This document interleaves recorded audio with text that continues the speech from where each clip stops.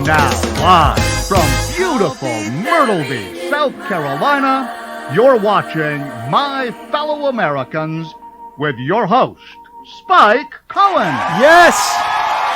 Yes, thank you so much. Thank you, yes. Oh, it's so great to have you. Thank you. Yes. Yes, it's me. It's me. I'm back.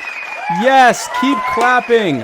Thank you so much. Welcome to My Fellow Americans. I am literally Spike Cohen. Thank you for joining me today. What is today? Today is the 19th of June, the year of our Lord 2019. I need to adjust this camera. There we go. That is not really any better, but okay. Welcome again to being on my show. I'm Spike Cohen, and I don't know where my notes are. So, guys, as you probably know, you may or may not know, but as you now know, I'm in Canada. I'd like to apologize to the Canadian government and the Canadian people for the content of the show ahead of time. I'd like to apologize to the American people for my entire show. I will be here for at least a couple weeks, maybe longer, and so that's a good thing for all of us. So thank you again to the nation of Canada for not deporting me yet. We shall see. This is the second episode of My Fellow Americans during Gay Pride Month, and so I'd just like to take an opportunity to say to all of the Muddy Waters Media LGBT followers that we're proud of you. You did it. Great job. This is a Muddy Waters Media production. Check us out on Facebook, YouTube, Instagram, Anchor, Twitter, Periscope, iTunes, Google Play. Check us out everywhere. We are everywhere. Check us out. Give us 5-star reviews. Follow us. If there's a bell to hit the bell. Hit everything. Just do everything. Check us out there. Be sure to share this. I do not want, the last thing any of us want is for your closest friends and loved ones to miss the opportunity to listen to a roughly hour-long Libertarian podcast on a Wednesday evening. Don't do that to them. Give the gift of Spike Cohen today. Kids love it. This program is brought to you by Anchor FM, anchor.fm, and I will be plugging that later, roughly halfway through this program, probably at a very inappropriate moment. The intro and outro music for this and every episode of My Fellow Americans is from the amazing and talented Mr. Joe Davi. That is Jodavi. Check him out on Facebook, on SoundCloud. Go to jodavimusic.bandcamp.com. Buy his entire discography. Be sure to check him out. Thank you, Mr. Joe Davi. I'd like to thank Nestle for my French-Canadian water. I don't know if you can read that. It's really good. It's French and Canadian. Bulubanaka. Shout out to Tehran Turks' mom and him. Guys, before I introduce my guest tonight, I'd like to talk about a really cool initiative that's being co-sponsored by Muddied Waters Media and Stateside Kava Bar down in Tampa Bay, Florida. It's called Operation P.O. Box. And what this is, it's designed to help the homeless in Florida. Florida has especially in the Tampa Bay area, they have a very bad homeless problem. Many of the homeless there want to get jobs, but they can't get one because you need an ID to get a job, and you can't get an ID without a home, and you can't get a job without an ID, and you can't get a home without a job, and it's a vicious cycle. And so what we're trying to do is with Operation P.O. Box, we'll be getting P.O. boxes for homeless folks. Because at least in the state of Florida, you can use a P.O. box to get a state ID. And with that, you can then get a job. So we're getting them P.O. boxes. And then what we'll be doing with their permission is we'll publish those P.O. boxes so anyone can send them gifts like clothing, gift cards, job offers, notes of encouragement, whatever you want to send them. Keep it, PG-13, but send them, I guess, whatever you want. And so this is very early on. We really hope to make a difference with this. If you're interested in how you can help, they're taking donations at operationpobox@gmail.com through PayPal, or you can email us at muddywatersoffreedom.com or inbox us or ask us for more details. This is a new initiative. More info is coming out pretty much by the day. We're hoping to have some actual P.O. boxes to share with people in the next week or so, and we will be doing that on this show. So be sure to stay tuned on that. So guys, I am super excited tonight because I've had a string of Northerners and even a couple foreigners on my show for the past few months, and God love them. I have no problem with people from the North. But now I have, at long last, a real Southerner. I've had Southerners on my show before, but it's been a minute. And I now have, at long last, a Southerner on my show, and boy, did I pick a good one. This man wears many hats, all of them with Ford logos on them. I don't know if that's true. He is the vice chair of the Libertarian Party of North Carolina. He is the founder of the Liberty Coalition for Disaster Relief. He is currently working on his newest project, which is the Liberty Loop. We'll talk about that later. Ladies and gentlemen, please welcome to my fellow Americans, the Anarcho-Redneck himself, Mr. Brent DeRidder. Brent, thanks for coming on the show. Hey, thanks for having me, man. I'm really excited to have you on. I'm really happy to have a fellow Southerner on. I am using a little bit of license in calling myself a redneck. I'm not really a redneck. I'm redneck adjacent. Right on. We'll go with that. I'm the kind of person that would use the term adjacent unironically. So I guess that alone probably disqualifies me.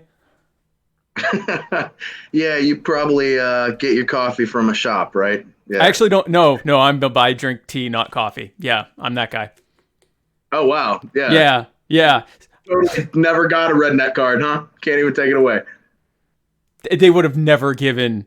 I mean, there used to be some religious disqualifications when I first moved here. So, I mean, but that's changed recently. They're good with Jews now.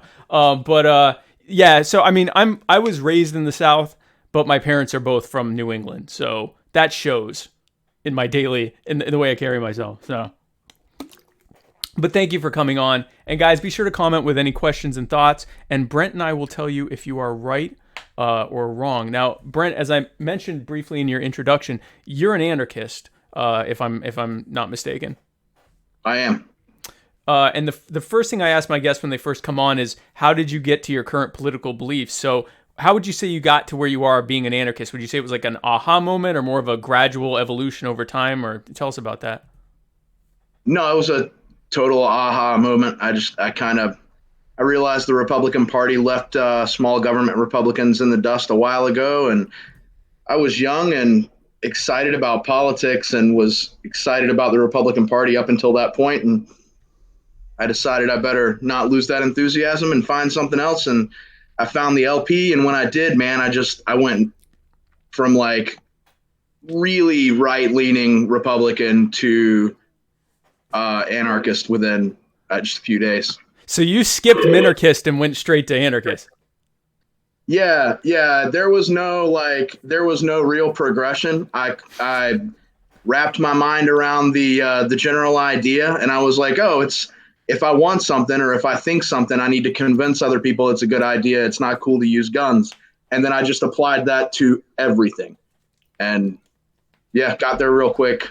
Cool. Yeah, I think I probably was an anarchist at heart for a while, but I was one of those people that still was like, I was holding on to my, what they call them, your spooks or whatever. I'm like, well, but we need someone to protect us. And I was like, protect us from what exactly? Like, what? And if we do need someone to protect us, why could that not be filled? If I'm spending all my time saying the government's terrible at everything, why would I think they'd suddenly be good at protecting me from these enemies that they keep creating, like ISIS and Al Qaeda? So it was maybe a little bit slower than your progression, but it was kind of the same thing where it's like, oh yeah, government sucks at everything. Yeah. I don't want to go to the DMV, and I don't want the DMV to go anywhere else. That was the whole thing. I like that saying. So, really cool. So you said you got involved in the Libertarian Party of North Carolina. How did you get, so what brought you to them? You sort of generally said that, but was there like a specific event or person that brought you to them? And does your organization allow beard straightening like our South Carolina allows Jason Lyon to get away with, or what's the story with that? Lyon convinced me that was a good idea, man. And no, we now frown upon beard straightening. Right. Yeah, I'm a little shorter than I used to be. Some of you folks may have noticed. So we don't do that here anymore. Okay. So is that like a South Carolina thing? Is that like a physical removal criteria, or just you frown on it? It's I mean, it ain't good, man. I'm not gonna toss you over it, but it moves you toward the line for sure. You're on thin ice. You're on thin ice with that. Right. definitely. Cool. So what got you involved with the party? So I was involved nationally before I was involved locally. I kind of found libertarians online and started working on some projects that were outside of the LP, but a part of the movement. And kind of Susan Hogarth, our current chair of the LPNC, dragged me kicking and screaming to a local meetup, and I met my first real libertarians, and it was over. It was done. I knew that was my community. Those were my people. That's really cool. So, and you're, for those who don't know, you're in around the Wilmington, North Carolina area, right? Yeah, I'm like 30 minutes north of Wilmington. Cool. That's really, really cool. So you did that. Now let me ask you this. So, because I've had this a little bit of, not an issue, but I assume, maybe correct me if I'm wrong, most of your family are probably Republican, conservative, constitutional types. Am I correct in assuming that? Yeah, most of them. Yeah, and mine are as well, even though they're not from the South. But just generally speaking, if you have family in the South and you're white, the majority of them are going to be Republican or Republican leaning. Have you gotten any kind of like push, because you're like me, you're very vocal about your beliefs. Have you gotten any kind of pushback from relatives or loved ones, or people scratching their head and asking you if you're okay, or you need help or anything like that? No, well, I was always weird, so it didn't surprise anybody that I went and did a weird thing. But no, my relatives are all fairly open-minded, and the ones that aren't are polite. So cool. There's not been a lot of pushback. It's mostly they like the ideas, and we get the libertarians can't win thing. So, which is irrefutable right now. I was going to say, it's hard to argue against like libertarians can't win. Yeah, we can. Well, why haven't they? Well, that's it. You bootlicker. Yeah, so not really a good answer to that. And I'm not. I'd like to think most people want to be free. I think most people like the idea of being free. I don't know if it's true that most people want to be free, which is why I wonder if the Libertarian Party could win. But I also don't fault anyone for trying. I mean, you're at least trying something, and if nothing else, you're getting your message out about. Yeah, and we'll talk about this more. When someone says, "Well, how will the government, without the government, who will do this?" And it's like, well, we will. Well, you and I can do this. We don't need someone to rob us at gunpoint to force us to want this. We're proving we want this already. So, but yeah, I guess my family members are just glad I'm sober. So, it's right on. So yeah, no, it depends on the metric you're using, man. I mean, we can't win a presidential election right now. Right. But we can win local races, and we can win hearts and minds. And if you win enough hearts and minds, it doesn't matter whether you can win a presidential election or not. I mean, it's true. It's true. If you look at, I would say that the progressive left has largely, at least for now, won most of the war, quote unquote. I mean, you have a Republican president calling himself a conservative who is growing government at levels that would have made Obama blush, as he also seizes guns, and Republicans are kind of sort of halfway behind it, halfway not behind it. So to me, they're proving that you don't necessarily have to win an election. If you win, like you said, hearts and minds, if you convince enough people, no, we don't need any of this. It really doesn't matter who wins, because the only way that they can win is to believe that, right? Oh, right. I mean, yeah, if enough people say, I'm opting out, I mean, they've got nothing left. What are they going to do? Can't round us all up. No, nor will I don't think they'll try either. I mean, they've got the FEMA body bags or whatever, but I don't think that's gonna happen. Well, certainly the loudest of us are gone. I mean, but they can't take all of us. They can't take all of us. Yeah. And it just, I tried to occupy a middle ground of where I'm vocal enough where people can hear me, but maybe there's still people that they'll go after first to give me a little bit more time to say stuff. Of course, now I'm in Canada, so I'm not sure how long that'll last.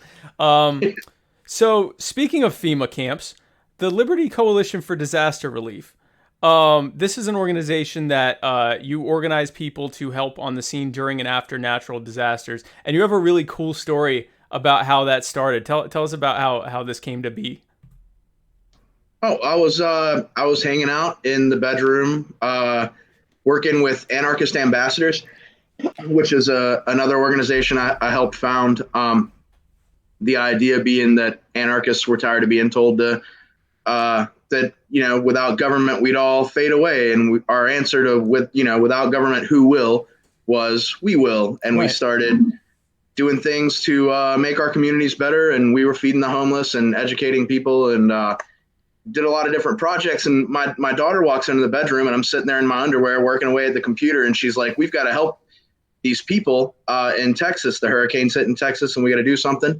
So I said, sure, we'll go knock on some doors in the neighborhood and collect food and see what we can do. And she said, no, you need to call your libertarian friends. We need to do something. We really need to do something. Right. And so I did. I got up with a few libertarians, and it to be such coldly logical, unempathetic people so much of the time, it was amazing to watch everybody just burst into action all at once.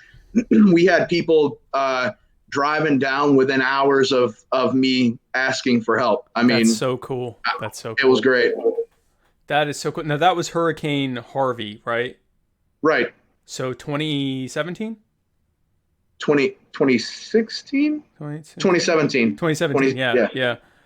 So you've been doing this 2 years now. Oh, we have a comment from Shane Sweeney. Says, 2 of my favorite anarchists on one podcast. Not bad. LCDR represent. LCD. What is LCDR? Liberty Coalition for Disaster Relief. Oh, the thing we're talking about. Okay. Yeah. Yes, LCDR represent. Oh, speaking of the thing that we were just talking about. So started with Hurricane Harvey, and then since then you've done You did Hurricane Florence last year. We did a little. So Harvey was our big shot, and we had not intended for it to be anything more than a one-time effort, and it kind of there were a lot of folks involved that were very involved in other parts of the Liberty movement. We had Elise Allman up in New York. She wishes she was in North Carolina. She's up there in New York working the Larry Sharp campaign. And we had some guys from the Austin Peterson campaign, Zach Garrettson and Matt Mahler, and a lot of folks. I wish I could name everybody, but the video makes me panic and I can't think. But it's okay. We had a lot of folks. Say what? It's okay. No, I was saying it's okay. You're doing great. Right on. Well, we had a lot of folks jump on, but everybody was back to their own projects within, a few months, and things kind of died down. And when Florence hit in North Carolina, I was actually, I'm right on the coast where we were looking down the barrel of a category 4 or 5 headed straight to the coast. I know you were too. I'm sure you were wigging out too. We left and we went to Alabama, and we had some we had a personal crisis with my daughter, and we were stuck way, way out of state, and we were super far from home, and we had no money to get back, and we didn't know what we were coming back to. And LCDR raised all the money we needed to get back home and get back on our feet and get our kids safe. So we have decided that we are back up and running. We're working on getting legal to take donations in all 50 states and to do search and rescue and disaster relief in all 50 states. Currently, we're working on the legalities and the technical side, and we've got a great new volunteer, Michael Nolan, working our IT department and doing great things on the internet. You'll be able to do huge things from our website very soon. So, all that's in the works, and we should be up and rolling by the beginning of 2020. That is awesome. It's one of those things that you hope to never have to use, but it's going to happen. Hurricanes are going to happen. Floods are going to happen. Tornadoes are going to happen. And other various crises and disasters are going to happen. And like you said, if you're an anarchist, calling someone a bootlicker can be cathartic. It does nothing to help the cause. If you believe that there shouldn't be a government and you are dealing with people that... I'm not preaching to you, by the way. I'm talking to the viewers. But, yeah. If you're... And I know you don't do this, which is why I'm talking about it. If you're trying to present yourself as and I like the term anarchist ambassadors, you're presenting yourself as someone to represent this more compassionate, more caring, more moral, more ethical, more efficient, and just better way of doing things than our statist system. And you don't you don't have any really good answers for people that are asking legitimate questions like, how will we be safe? What about my family? What about schools? I want my kid to be smart. I don't want them to be dumb. And you're, beating down on them with, bad, well, they're good memes, but with memes and, catchphrases that they don't get what Rhodes means. Like, you hit them with this, or you can say, this is how we'll do it, and actually show them and represent that and be that. It's not as easy as just insulting them, but it actually accomplishes something. So I think it's really cool what you're doing. Now, are you, I Googled this enough to realize that I should just ask you, do you consider yourself part of the Cajun Navy, or is that even a real thing, or is it just a media catchphrase? How does that work? No, so the Cajun Navy is like an idea. And It's a similar idea to what LCDR is. But there's several different organizations. Some of them are really good. Some of them are not so good. Okay. And we did work with the Cajun Navy in Texas, and we did a little bit more with them in North Carolina after Florence. But it's another group of search and rescue and disaster relief teams that are kind of grassroots organized and doing their own thing and really working more around government and around FEMA than with them. I mean, we kind of have to push through most of the time. Yeah, I was going to ask you, and by the way, like, again, the idea of like government being replaced by like rednecks and pickup trucks and boats, like helping people, I just, like, to me, and again, I'm from, I say here, I'm in Canada, I'm from the South, so like a lot of people get scared of the concept of rednecks because they've watched too much TV, but like, to me, it's just the coolest thing. It's like, who's gonna do it? The guys in the pickup trucks are going to do it. They're going to save us all. I just think it's the best. I know you do too. I think it's the best thing. Oh, yeah. But you mentioned, like, so how much like problems do you run into with the state and the feds when you try to do this stuff? Is it just like, you have to have your licensing, or are they like physically stopping you from helping people? So we are working on getting registered with every state. Some states you have to do it county by county to do search and rescue and things like that. It's ridiculous, but That's so fucking stupid. In Texas, man, we were super shocked. Our guys were calling, our volunteers were calling from the road saying, "Hey, I'm down here in Texas. I've got supplies in the truck. I've got a boat on a trailer. I can go pull people out of the water." People were drowning. I mean, people were dying. I know, yeah. Right, and our teams were being told that it was too dangerous. Sometimes it was too dangerous because of flooding. Sometimes it was too dangerous because of looters. And it was being suggested that they were required to drop their supplies with FEMA and with the Red Cross and leave the supplies with them. God. And we were being told that a lot of their volunteers and employees were selling relief supplies. And we were like, definitely not. And I guess a lot of folks got turned away. There were a lot of people from across the country going down, and they got turned away, and they did turn over their supplies.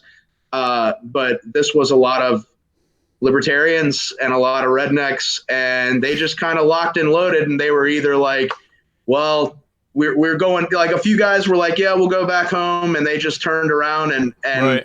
set their boat up the river or down a creek and went around the roadblocks, which was pretty cool in my opinion. And we actually had one team that went back to their car, got their AR out. They were stopped by, they weren't stopped by the PD. They were just stopped by relief volunteers from other organizations, either, Red Cross or FEMA or whatever. Right. And these guys, and I can't even remember which team it was, but these guys were like, walked out with their ARs and they were like, no, there's no roadblock here.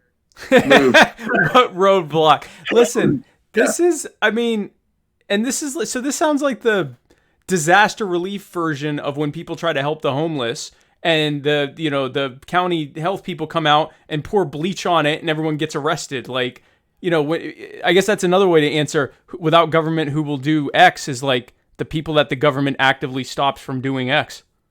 Oh, right. We had, you may have seen it on the news, and it was only on the news for like 5 minutes because a solid liberty movement activist jumped in and helped, and God knows the mainstream media doesn't want you to hear that. But no. They have heard for just a few minutes during Harvey in Texas, they were broadcasting that there was a nursing home where the staff had left the nursing home, and these these poor geriatric folks are in there with like open wounds, and they're in knee deep water. They've got no medical supplies. They've got no food. And the staff had just left them there, and there was nobody getting them out. And they were in an area where we were being told we were not allowed to go. And one of our female volunteers, Rianne Moody, God bless her, she is amazing. She jumped in a boat, I believe, and took medical supplies and dodged the cops and everybody else trying to stop her. And she actually is the one that answered the need there at the nursing home, which immediately was, mainstream media wasn't reporting on that anymore. No, of course. Yeah. That's awesome. We had some pretty great volunteers. That's really cool, man. Listen, and I mean, again, this is my episode to sing the praises of Rednecks, which I really never get an opportunity to do. And this is as good an episode as any to do that. We talk about, anarchy, and people will talk about revolution. I don't really talk about revolution and stuff like that, but people will talk about revolution. And almost without fail, the people who talk about revolution and, we get the guillotines and all this stuff are people who like would lose their minds if Starbucks like ran low on coffee for frappuccinos for a week or something. And like, it's rednecks who literally, like, society, the infrastructure, the power and all could crumble, and the average redneck would be good for like a couple months without any problem. And so to see them in action, because like I couldn't do it. Like, I have MS. I have a drug I have to get every month, or else there's going to be real problems. So if that ever breaks down, I'm going to be gone after about a month and a half. So see everyone later. I'll see you on the other side. But, rednecks get down. And I really like the idea of rednecks embracing anarchy, because like they sort of already are. They just don't realize it. In a lot of ways in their everyday life, they're living outside of the government in a way that most people don't. Even a lot of self-described libertarians, even me, don't. They don't live outside of this status structure, and rednecks do. Yeah,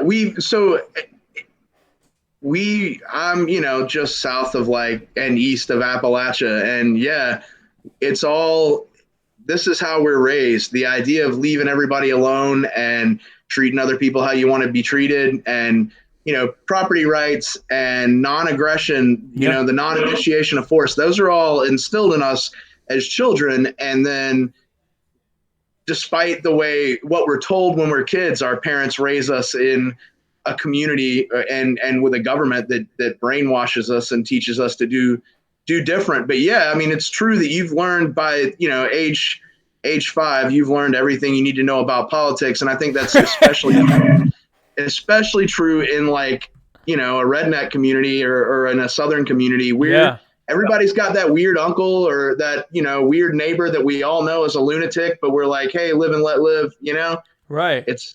We've got a culture of let everybody live and do their own thing. We're starting to give up on it. We're, the South is getting involved in tribalism as much as anybody else at this point.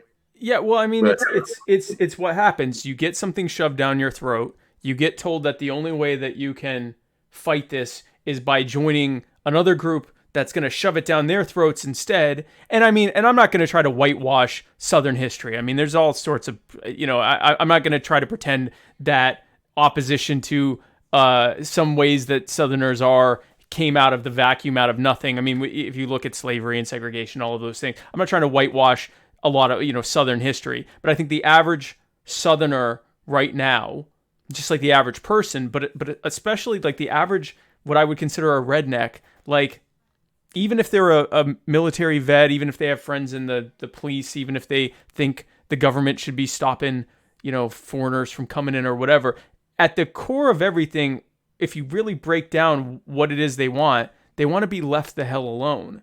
And if you can talk to them and say, yes, we want to leave you the hell alone, and then get over that gap of saying, we want to leave everyone the hell alone, and they're going to leave you the hell alone, and everyone's going to leave each other the hell alone. And then if you want to have something to do with someone, you can voluntarily do it. I think that's a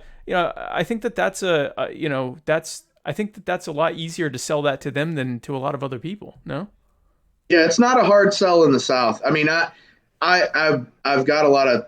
That's all politics is. I say it all the time. It's a sales game. We're just selling our ideas to other people, Right. and that's my professional background. Believe it or not, I am definitely a redneck. But I used to be clean shaven and wear a suit and tie to work every day, and that's what I did was sell things. I never. You brought it up earlier. The idea that we tell people that they're idiots and act like we're the smartest guy in the room. We're in the middle of the room screaming about how smart we are. Yeah, I've never made a sale by telling somebody they're an idiot or that their needs and wants were unimportant. Never have I called somebody a cuck and they were like, oh yeah, here, take my money. It doesn't work that way. You've got to be empathetic. You've got to find some common ground. That being said, yeah, here in the South, it's a much easier sell than, say, New York, where people really appreciate Big Brother a lot of the time. Yeah. Talking to Larry Sharp, I had him on a couple months ago now, 2-3 months ago now, and he said, like, I'm an anarchist at heart. I'm from, Brooklyn or the Bronx.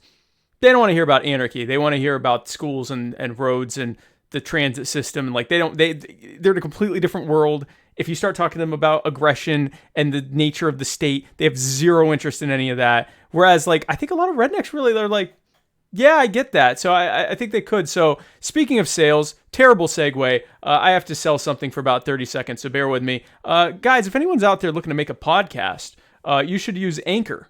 Anchor is the easiest way to make a podcast. Gives everything you need in one place for free, which you can use right from your phone or your computer. I'm actually using it right now. Creation tools allow you to record and edit your podcast so it sounds great. They will distribute your podcast for you so it can be heard everywhere on Spotify, Apple Podcasts, Google Podcasts, and many, many more.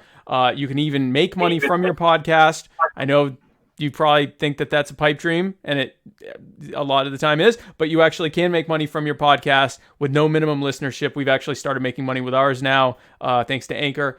So if you are looking to do that to podcast, be sure to download the Anchor app or go to anchor.fm to get started. Now, Brent, speaking of podcasts, this is a much better segue. Speaking of podcasts, you actually have a podcast or an occasional podcast called the Anarcho-Redneck.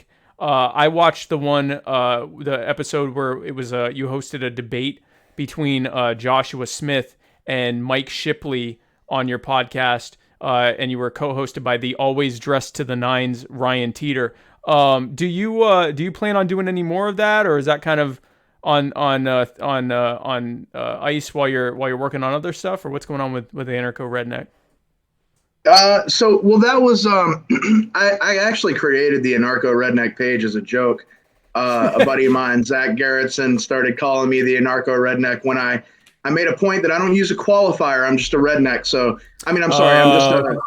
I'm just an anarchist. I'm not a anarcho-capitalist or a social or anarcho-socialist or whatever. I'm just an anarchist. And I didn't think an economic qualifier was prudent. And so I encourage folks to use, soccer, a narco soccer mom or whatever you happen to be. If we're using qualifiers, pick something more fun than economics. But yeah, that was just a temporary thing and kind of a joke. And then somebody said that they really wanted to see Mike Shipley and Josh Smith have a debate, but then nobody could work it out. And I was like, well, I'm friends with both of these guys. I bet I could make it happen. And both of them jumped on it really quick. They were excited to do it, and it went really well. I think they were both very aggressively not wanting to agree with each other, but there was a lot that they were able to agree on. So of course. I was happy about it. We may do some more in the future. Actually, when I'm doing the Liberty Loop, I plan on kind of with the theme of the loop, which is education. I kind of plan on talking to people as I go from city to city and from boating community to boating community, and do interviews with people who we would consider statists, and kind of pitch them the idea of libertarianism and see how they respond to it. So very cool. Yeah, I like it. I like the brand Anarcho-Redneck, and I like the as soon as I saw it, I'm like, yes. I thought two things. Yes, and wish I had thought of it. But honestly, so when I'm up here, people call me a redneck because I'm not like a filthy Canadian. But what I am is not a redneck. Like I'm not. I'm not. And Like, so if I'm around nothing but people from up north, I have a very, very slight southern drawl that you don't hear right now because I'm not. But if I were around them, you can hear but you'd have to also not talk. And you just hear just a slight, and so people up here, they'll be like, "Are you from Texas?" And I'm like, you wouldn't understand someone from Texas, I don't think, because if you're having any, if you're thinking this is, nope, definitely not. So, but no, I love the brand. I hope to see more out of that. But that brings us to, we've mentioned it briefly. That brings us to your newest and possibly your most ambitious project, the Liberty Loop. Tell us about that. Well, I don't know, man. My wife lets me get away with some really ridiculous stuff, and that's basically what it is. I come up with incredibly stupid ideas, and I just throw noodles at the wall and see what sticks. And one night I'm planning on launching a consulting firm to kind of allow me to continue to do like the 60-ish hours a week I do for the Liberty Movement and hopefully eke out a meager living. Right. And I thought a really cool way to do that would be to travel around and do seminars about selling libertarianism and salesmanship in the Liberty Movement. And she was like, "That's a great idea. You should do that." And I said, "Cool."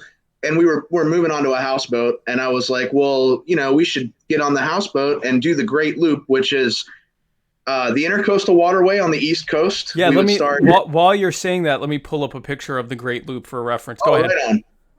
Okay, yeah. So we would go, if you're looking at North Carolina, I'm on the southeastern part of North Carolina, right there where that little tip is before you get to South Carolina. We would take the Intercoastal Waterway up the eastern seaboard and into New York, and we would use the rivers there to cross into the Great Lakes, travel the Great Lakes to the river system in the middle of the country, into the Illinois, and head down toward Louisiana, into the Gulf, and back up and around Florida. And the idea is to stop in different affiliates and help affiliates to grow and do seminars on selling libertarianism and take libertarians out into the world and show them how to pitch our ideas to other people so they can grow their affiliate and grow funding and kind of make the movement bigger. But my wife, I was like, well, if we're moving all the kids onto this houseboat, what if we just travel the loop and do that? And she was like, "That's a great idea." Just out of nowhere. I was totally baffled. I really did not have any intention of doing it. I didn't think it was that great an idea, really. But she thought it was cool. So the kids latched onto the idea, and a lot of libertarians thought it was a really cool idea. So we're going to do it. We're actually getting, I had enough friends on the West Coast that were like, "We want to have you come out to our affiliate and do a seminar or a speaking event or whatever," that the wife has agreed to buy a school bus, and we're going to outfit the school bus as a tiny home. And when we're not doing the Great Loop and traveling in the boat, we're going to be headed out to the West Coast to do seminars and speaking events out there.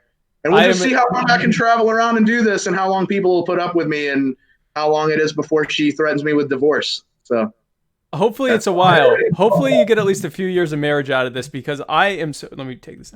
I love all of this.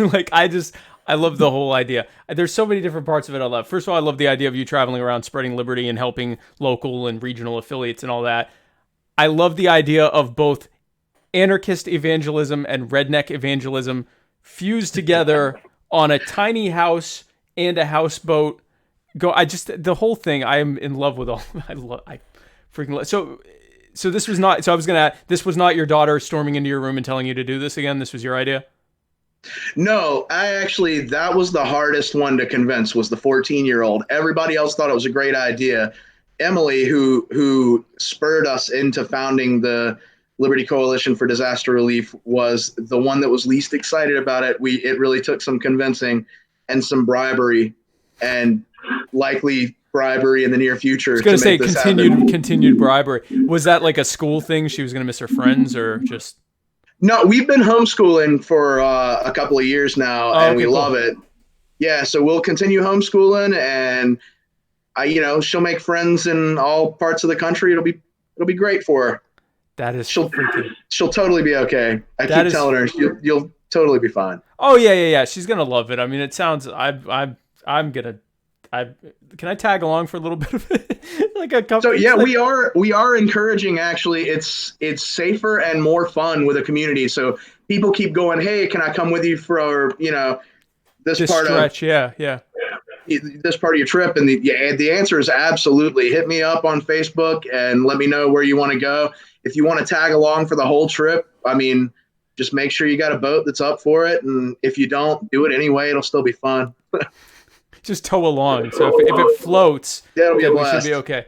That is so freaking cool. So by the way, I just need to extend 2 invitations to you. One is Matt Wright, our co-owner of Muddy Waters Media. He is in the Tampa Bay, St. Petersburg area. So he said, please be sure to stop by there and hit him up, and he will give you the King's tour of that area. And I know that there are Liberty affiliates there as well.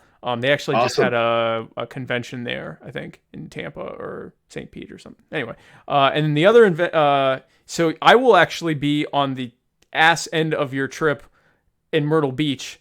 If you can bring yourself to visit the Dirty Myrtle, then we'd love to see you here as well. I keep saying here. We'd love to see you in Myrtle Beach, South Carolina, where I usually am as well. Well, right on, definitely. Yeah, we might. We've got a lot of friends in South Carolina, so we may actually head south a few days first. Oh, cool. Because why not? Yeah. Why not? We've got some. We'll see you guys soon. Yeah, I know Sweeney really has a big man crush on me, and Lions and all those guys. So give them a little taste before I take off up north. Yeah, come visit the low country down here. That's really cool. So now, Brent, I started this show with the purpose of achieving the following goals. Explaining why government is unnecessary and harmful is the first one. The second one is prefiguration, which is basically answering the question of, yeah, but without government, how would we do the things we need? Which I think we've covered pretty extensively tonight so far.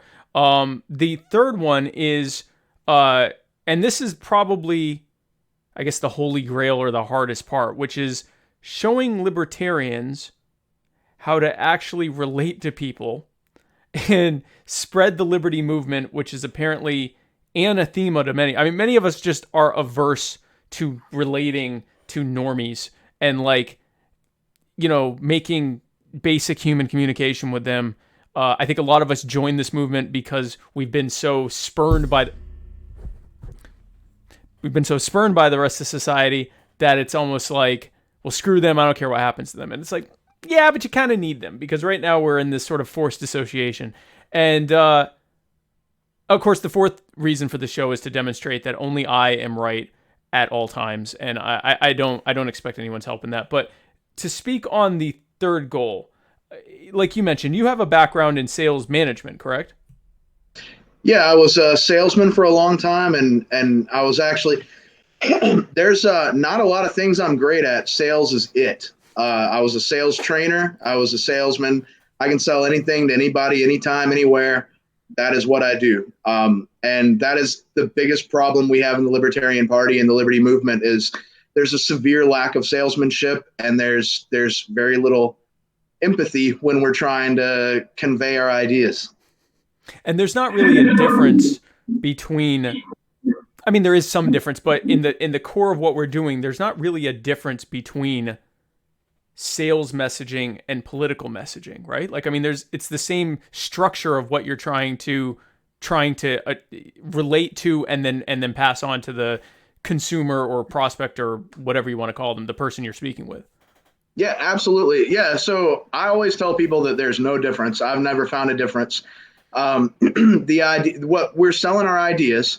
Right. And the currency is, we sell you the ideas and you pay us in votes and donations and volunteer hours. And that's all politics is. It's what the situation we're in, though, is that we've got Pepsi and we've got Coke and we're this little startup soda factory. Right. And we've got to get it out there that ours, we've got better flavor and we've got better prices. And we have a really hard time doing that because we, again, we tend to be the really intellectual guy in the middle of the room talking about how smart he is with everybody else, Yep. really trying to avoid us. Right. And that's so I had Robin Kern. That's your speaker, I think. Do you mind turning your speaker down just a little bit? Turn my speaker down? Yeah, just a little bit. Yep. Is that better? Okay. Yeah, I think so. Yeah, it's okay now. So I had Robin Kerner on, who does a lot of stuff about libertarian messaging, and he's working on a new project right now. But he talked about the fact that libertarians tend to think from a more logic based, even though we still have emotions, we still have an innate sense of things. We tend to operate in philosophy. That's why you can't just be an anarchist. You have to be an anarcho, blah, blah, blah, blah, blah.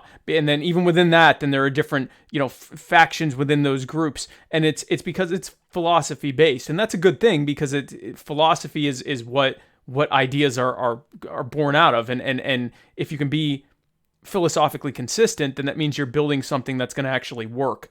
But the problem with that is that most people don't think that way. And when you come at them with this, very logical, not even sales pitch, but this logical messaging, and not just logical, but brutally logical, like saying things like, well, my rights are more important than your children. No one is going to say, hey, you know what? That's a great point. Your rights are more important than my children. I'm going to vote for you. That's not what you're going to get them with. You relate to them on, this is, what's it called with sales? I used to do Feel, felt, found. I love you, Spike. Feel, felt, found. Yes. Yeah, I mean, it's, you got to find common ground, and I always talk about common ground. That's really important.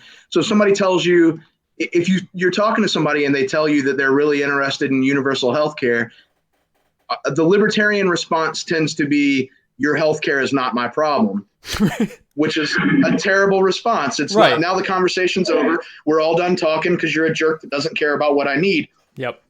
But, as a libertarian, as an anarchist, my response to universal health care is, I'm glad healthcare is important to you. Healthcare is important to me too. Let's figure out how we can get everybody healthcare in the best possible way. And let me explain to you why government is not the best possible way.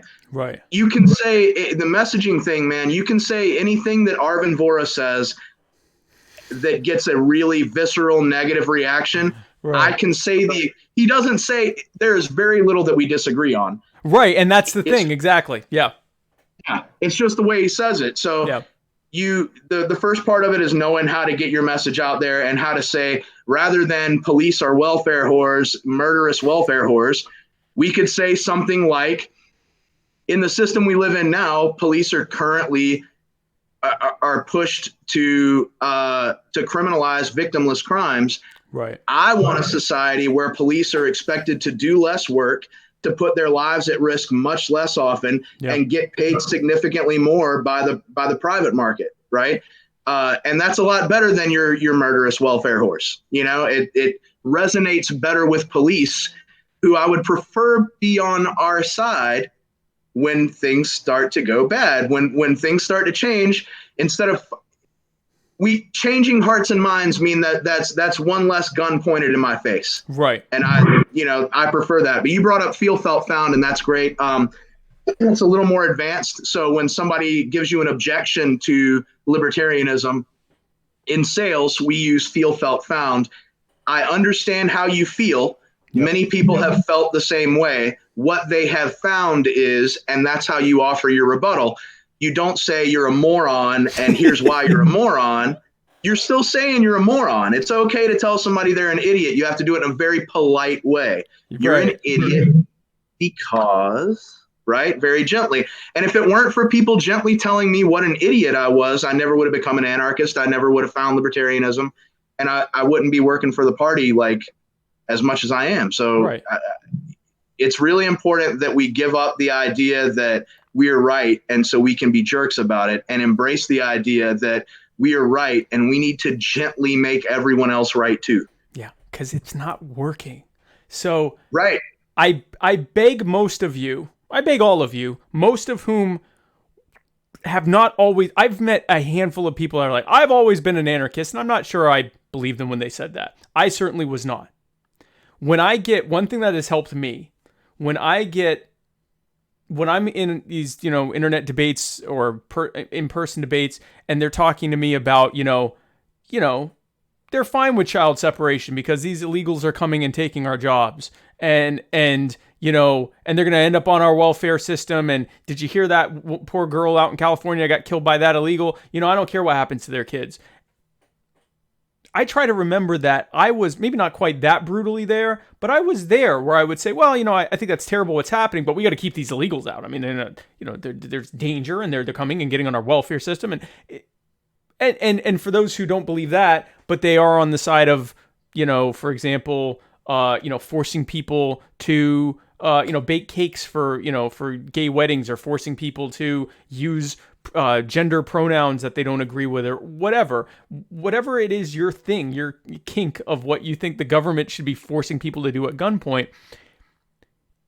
You don't believe that anymore, but you probably used to some degree. So just remember, talk to this person like you're talking to.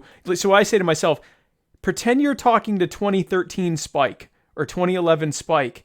And yes, what did he want to hear that would have made him an anarchist then? Because I never got that. What I got was people being brutal to me and me saying, well, you hate America and you want the Muslims to win, and then going about my day. And, the terrorists are going to, you want the terrorists and the Mexicans to come in and rape all of us. What it took for me was like me really examining my beliefs in the wake of some of these different political events that happened, like the shutdown theater and all that stuff that happened in 2013 and 2014. And I had to examine that myself, but it did not happen because someone brought me into it. Afterwards, I went back to people who had said stuff, and I'm like, you're right. But ultimately, they didn't bring me into it. If someone had talked to me in the same way, and maybe they planted the seeds, but it took a lot longer, because when someone attacks your belief system, you're taking it as a personal attack, and you're not interested in what you have to say. If I brought you on the show and I'm like, you're an anarchist, what kind of moron are you? What kind, what's going to happen to what do you want, your kids to get raped by Mad Max, or, whatever? If I start saying all that stuff, how likely are you to listen to, first of all, not to hang up on me, but even if you were in person and you don't attack me or, slug me or whatever, how likely are you to open yourself up to what I have to say? Right. I mean, you've got to be empathetic about it. You've got to care about what other people want and what they need. And you're right, man. I mean, you attack somebody, the conversation's over. And a lot of people go, well, I'm not a good salesman. Well, then shut up. Like, really, if you can't be a good salesman about it, if you can't use just a modicum of empathy and salesmanship, just shut up. Stop making my job harder. Really, this goes out to, because I know you've got the very brash anarchist crowd that watches, and I love it. But I tell all of you now, please shut up. Please stop making our jobs harder. Just be nice to people. If your neighbor says that they really need their welfare, they probably really do need their welfare. And you telling them that they're stealing it out of your pocket is not helpful to the cause. Yeah. If your neighbor's a fireman and you tell him that he's sucking at the government teat, it's not productive. It's not helpful. You're not changing anybody's mind. And being a shock jock is fun on the internet, but it makes real life harder for people who are doing actual work. So stop. Yeah. Pretend they're the police and shut up. Right? Yeah. Like, if they ask you something, just say, I don't answer questions, and walk away. That's if you don't want to play the game of actually relating to people, it's not helping. And I'm a mix of the two. I get there is a time and place for being, I don't know if brutal's the right word, but being a brash, yeah, no, this is my belief system, and I don't care. And I do that a lot in my posts on my Facebook profile, but I do them to an audience that either agrees with me or knows how I think about stuff. But like, my general messaging to people, other than the fact that you can trust me as being correct in all things, is that, like, because I've ascended, like there's nothing else for me to learn. I've reached ascension, and you can just ask me. But for those of us who haven't ascended, we don't, like, I don't believe what I believed a year ago, and I was already an anarchist. So how haughty can I be pre-ascension? How haughty can I be in my beliefs in saying, oh, you believe that? Well, you're a schmuck. Like, talk to you might learn something from them. Yes, you'll probably still be an anarchist because we're right, but you might figure out, at the very least, they're wanting to use government schools or welfare or socialized healthcare or the, cradle to grave military benefits or, have their son be a cop is probably for very relatable reasons that you can relate to. You just don't agree with the action that they're taking. And your chance to stop that is to actually relate to them as though you and they are both human beings. Just bear with me that you're both humans who can communicate and, if not agree on things, at least come to an understanding that you both want the same thing. Because that's going to open them up, if not to what you have to say, then to at least someone, maybe a Brent or a me or some other anarchist or some other libertarian, or maybe even just some other minarchist or someone that's closer to what we want. It might help them along to be, we're not going to be receptive. We are not receptive to messages from people who deny our most basic needs as being, terrible things that we should be ashamed of wanting. And so maybe just think of that. Did I miss anything there? No, not at all. I did want to say you brought up people who want children stripped from their families at the border. We actually had 2 weeks ago at a New Hanover County meetup. We had an actual self-proclaimed Nazi come in and told us all that he was a Nazi, and he was very excited to be there. And it was just a few minutes into it, I got him to admit, I was like, "You're here to get punched in the face. Like, that's what you're after. You want somebody to hit you." And I was like, "I'm the reason nobody's going to hit you, man. We're going to have a conversation." And he was saying, a lot of people say those things out of tribalism and because they're using herd speak. And when you confront that idea, most people don't really mean it. So he was saying things like, if you don't produce for the state, you should be euthanized, and just ridiculous stuff. And I was like, I don't believe you. I don't think you think that. I don't believe that you mean that. Yeah. I don't think you're a murderous person. I don't think you're that venomous.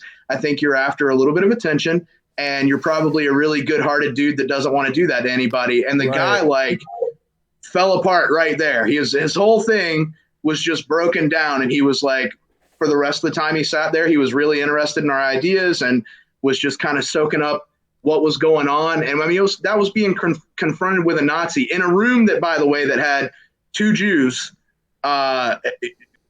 is sitting there talking to this Nazi guy, just kind of explaining to him why his ideas aren't as good as ours. And maybe look at it this way. And here's a different perspective.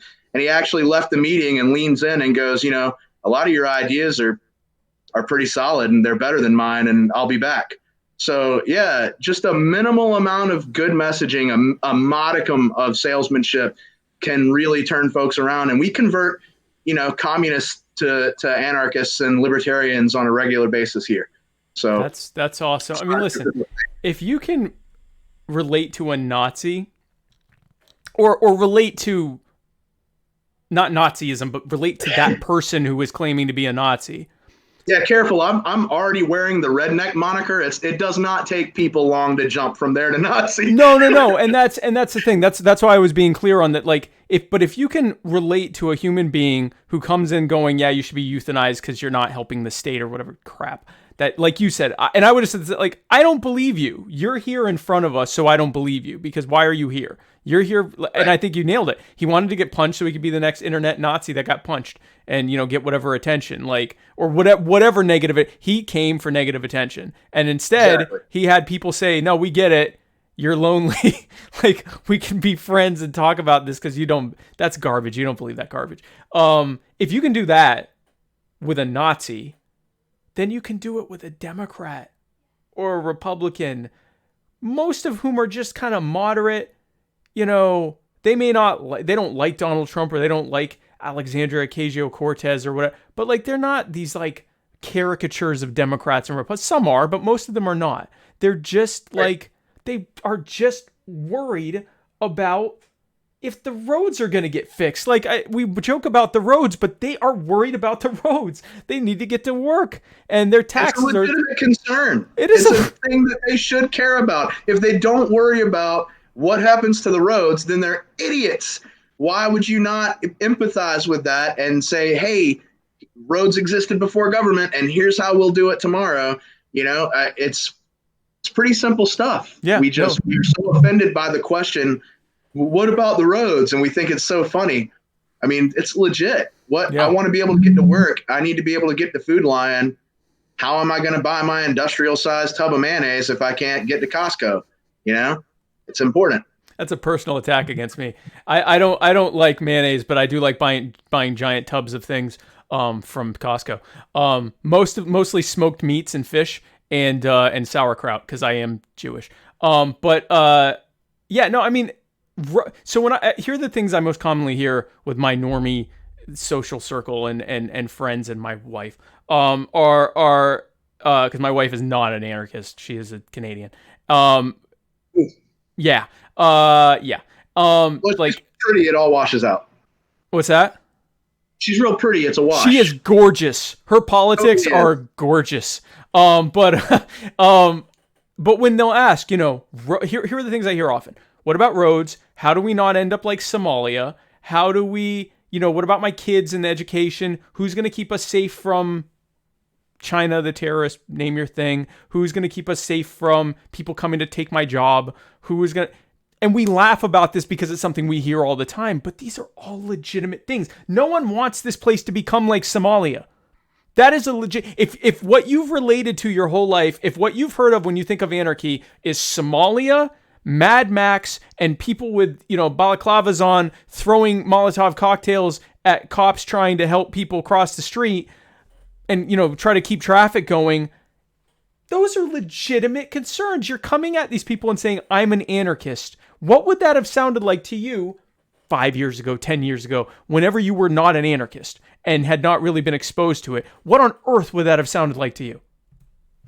Oh yeah, it's nuts. I would have thought you were a lunatic. And if you had only said, I'm an anarchist and you're an idiot because you're not, that's as far as I would have gotten. I would have gone, well, that guy's dumb and I should probably avoid him in the future. And that would have been it. That would have been the last conversation. If you can't have a conversation beyond that and discuss people's concerns and their wants and their needs, I mean, you're not doing anything productive for the movement. You're sucking up air. Yeah. No, I agree. And it bears itself out with arguments within libertarians. Like you see anarcho-capitalists argue with anarcho-communists. And I used to do it too, because I lean more towards being I guess an anarcho-capitalist or whatever. I'm definitely a believer in private ownership and markets. But interestingly enough, when I talked to anarcho-communists and I realized that there wasn't as much daylight between what we thought as I thought that it was. Like, they also believe in markets. They just basically think they think that without the state, it will manifest itself a lot differently than I do. And ultimately, at this point, we both agree in the idea of property. We both agree with the idea of some level of self-ownership or ownership of things. We both believe in getting rid of coercive entities so that we can have voluntary structures of society and economics and so forth. So then why bother arguing about it now? If we're both agree that this ain't it, Chief, like this is not what it's going to look like. We all agree with that. We all agree that we want something that looks radically different from this. And we all agree that neither real communism nor real capitalism haven't really been allowed by the state. Then what are we arguing about? Why not focus on getting rid of those impediments? And then once there's no more coercive entity, we can see how it plays out. Maybe it'll be communism, maybe it'll be capitalism, maybe it'll be something in between, maybe it'll be something that we don't even really can figure out right now because we're so imposed upon by the state. Why argue about that now? Yeah, or more likely, maybe it'll be a bunch of small communities deciding the best economic system for themselves, of course, and not using violence. And I really feel like that's it, man. Just let's remove the initiation of force and then worry about how everything plays out. Right. And yeah. I mean, as far as we're concerned, let's answer questions for normies, as much as we can. I love that term. Of course. Yeah. But yeah, let's answer questions for them. But in our own community, yeah, it's ridiculous that we fight and argue over economic systems or a platform plank or whatever. I mean, we agree on 90% of the stuff. Why are we arguing about the 10% we don't agree on? That's for a group of overly logical folks. That's kind of dumb. Well, and it's something that a small part that we don't agree on, and that there's nothing like neither one of us can prove it because the state exists. Neither one of us can prove that we're right. It's largely irrelevant right now because the state exists. It would be like two people in prison arguing over once they break out or once they get let out, are they going to start a fishing, a bait shop, or are they going to start a, sub shop or, whatever, like, and they'll like really get mad and argue over it. It's like, who the hell cares? Get out of prison. And then you can do whatever the hell you want. Maybe you do that and I do that. And I agree with you. I don't think there's going to be a global, in any kind of voluntary system, you're not going to have some global system. You're going to have, it's going to look completely different in a rural area in the South, like where you are, or in a resort town like Myrtle Beach, or in a major metropolitan area like a New York. If a major metropolitan area can even be supported without, a statist system, those things are going to look different based on the needs and wants of the people there. So I agree with you 100%. Yeah. So Brent, it has been an absolute pleasure having you on. You're someone that I have, when I would have had you on months ago, except my back went out and I had to take a break from the show for 2 months. So you were like literally second person that's been on since I started again. So I'm super thrilled to have you on. I really appreciate your time. Before we wrap things up, I just want to give you a chance to give any final thoughts you want to give, anything you think we didn't get a chance to discuss, anything you want to plug. You have absolutely as much time as you want. Brent DeRidder, the floor is yours. Oh, right on. Well, yeah. So I would ask all of your listeners to do exactly what you said earlier and point someone in the direction of a salesman of liberty. If you are not one yourself, find me on Facebook. Send me your friends and family. That's what I do for a fair amount of my week is convert statists. So hit one of us up, send them to Spike, send them to me, send them to Shane Sweeney, one of these genius redneck salesmen of liberty. If you are interested in the Liberty Loop, please join the group. It's to assist with graphics and marketing and things like that, and kind of help me figure out how to make it all the way without sinking my boat. So hit me up if you're interested in any of my projects. Always glad to have volunteers. Yeah, absolutely. And we have all of that in the show notes, and we'll have that on the website as well. Definitely, we'll definitely do that. So Brent, again, thank you for coming on again. I really appreciate it. Thanks for having me, man. It's awesome. This was a really easy interview, man. You're super easy to talk to. So I love the show. I'm super glad to be on finally. That's great. Yeah, I appreciate it. I'm not here for, I told you, I'm not here for gotcha questions, at least not for you. Probably someone else I'll bring on and like nail them. But for the most part, I like to like have very cool, fun conversational thing. But yeah, thank you again. Stick around for a minute. I want to talk to you during the outro, if you don't mind. But guys, thank you again for tuning in to My Fellow Americans. Be sure to tune in tomorrow night for the Writer's Block with Matt Wright. Matt Wright will be interviewing. Damn it. So he will tell me who his next guest is, and I will commit it to memory, and I will say, yes, that is Matt's next guest. Do not forget that this is Matt's next guest. I don't know who Matt's next guest is. He told me. Just tune in. You won't believe who it is. Let me put it that way. You will be just as shocked as me when you find out. I know right now he's thinking like, he's probably told me 4 or 5 times. No idea. Not a clue who his guest is, but it's going to be amazing. I had it for a second. Nope. So that's not, just tune in. Just tune in tomorrow night, Writer's Block. And then Friday night, Shabbat Shalom. It's Jason Lyon with his, I don't know why I tie him in with the Sabbath. He's as Gentile as it gets, but he will be on during the Sabbath for whatever that counts, for his Friday night, airing of Mr. America, The Bearded Truth. Be sure to check him out. And then have a great weekend. Come back next week on Monday for the Monday non-Shabbat episode of Mr. America, the Bearded Truth. And then tune in next Tuesday for the next episode of the Muddy Waters of Freedom with me and Matt Wright, where we will be parsing through the week's events as they happened, and then come back next Wednesday for my fellow Americans. If it makes Matt feel better, I don't remember who my guest is next week. Remzo Martinez is my guest next week. Remzo Martinez will be talking about his new book, Politics and Other Forms of Devil Worship. That's not the full title, but it's pretty close. But we'll be talking about that. So guys, thanks again for tuning in. We will see you all this week. Thanks again, and God bless you.